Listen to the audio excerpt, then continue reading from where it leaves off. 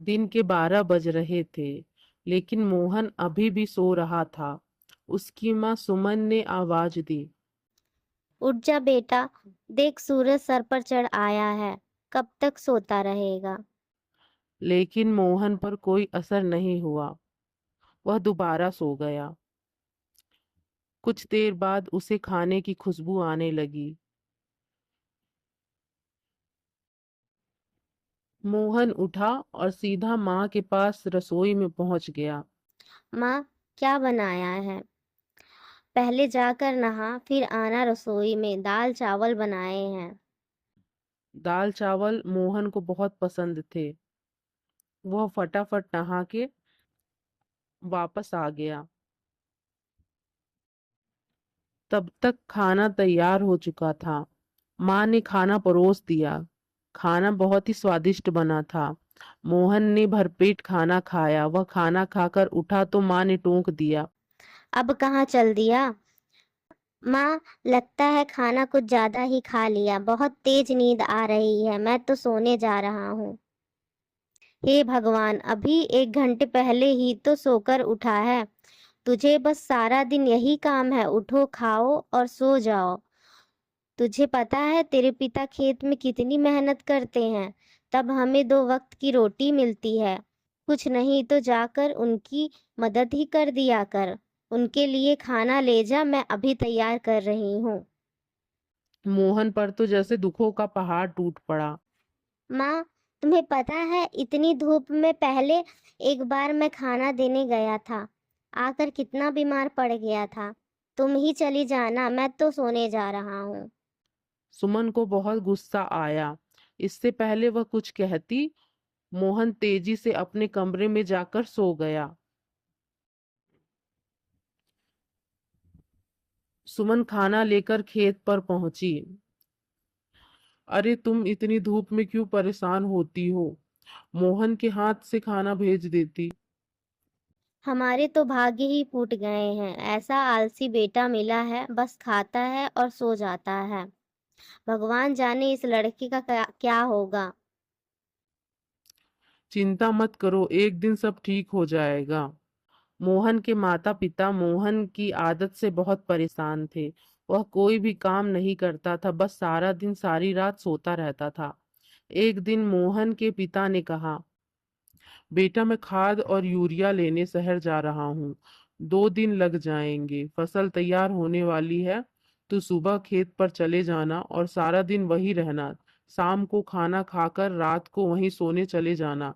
कहीं कोई जानवर खेत में ना घुस जाए या कोई और हमारी फसल को नुकसान ना पहुंचा दे।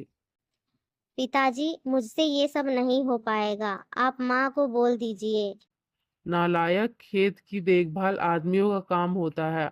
अगर मुझे पता लगा तू खेत पर नहीं गया या फसल को नुकसान हो गया तो तेरी खैर नहीं। मोहन डर गया। वह पिता के जाने के बाद माँ से बोला। माँ, सुबह जगा देना, नहीं तो पता नहीं पिताजी क्या करेंगे। सुमन मोहन को सुबह 4 बजे जगा देती है। मोहन हाथ में फावड़ा लेकर खेत में पहुंच जाता है। वहां जाकर देखता है चारों ओर ठंडी हवा चल रही थी। वह एक पेड़ के नीचे बैठ जाता है। तभी उसे हल्की हल्की रोशनी नजर आती है।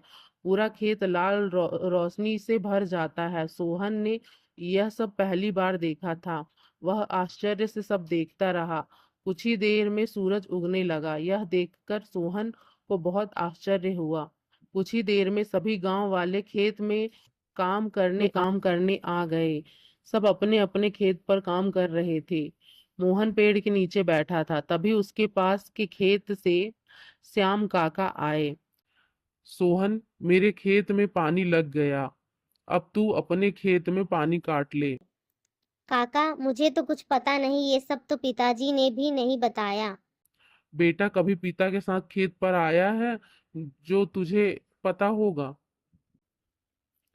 श्याम काका ने अपने बेटे को बुलाकर पानी मोहन के खेत की ओर कर दिया। श्याम काका, जब पूरा खेत भर जाए तो हमें बता देना।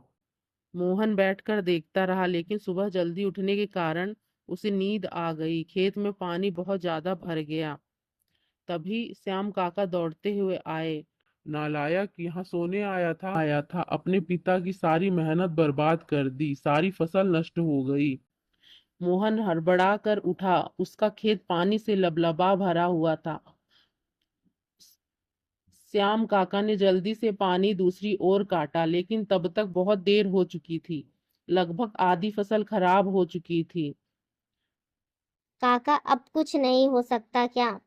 नहीं बेटा, तैयार फसल का ध्यान बच्चे की तरह रखना पड़ता है। समय से पानी देना, खाद देना, जानवरों से बचाना, इसलिए हम दिन रात खेत पर रहते हैं।